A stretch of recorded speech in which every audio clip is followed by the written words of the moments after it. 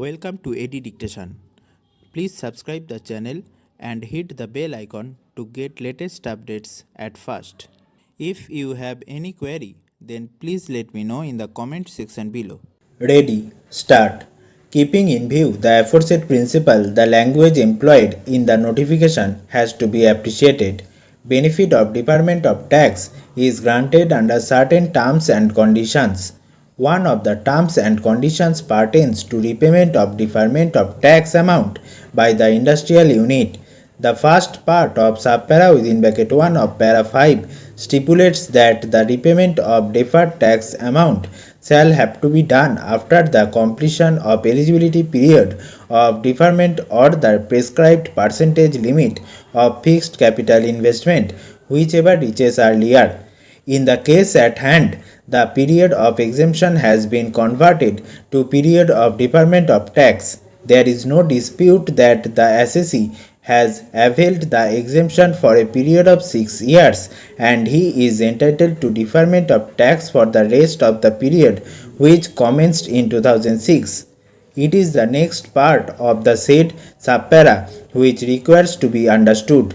The notification lays a clear postulate that repayment of total deferred amount shall have to be done in 10 equal 6 monthly installments in such a manner so as to be completed within 13 years from the date of start of deferment.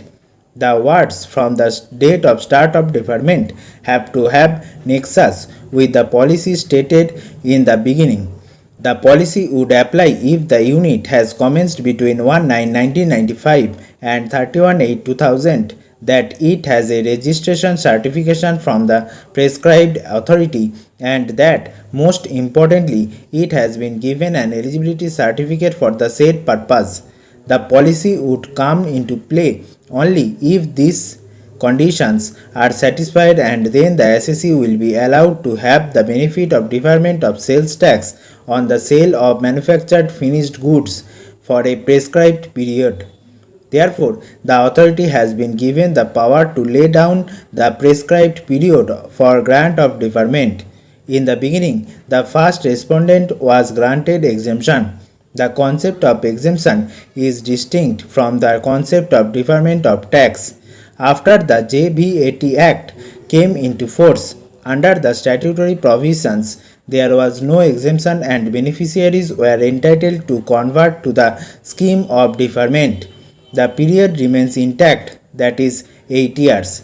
The repayment has to be done is equal 6 monthly installments and that period is 5 years.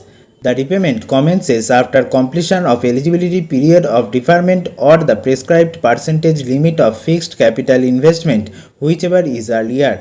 The prescribed authority can grant an eligibility certificate, but he has to keep in view the terms and conditions stipulated in the notification. The said authority cannot travel beyond the stipulations of the notification. The language employed in the notification conveys that the grant of certificate has to be such that after expiration of the eligibility period, the amount has to be paid back within a span of 5 years, but the gap cannot exceed 13 years from the date of start of deferment. The postulate enshrined therein has to be appositely appreciated. Stop.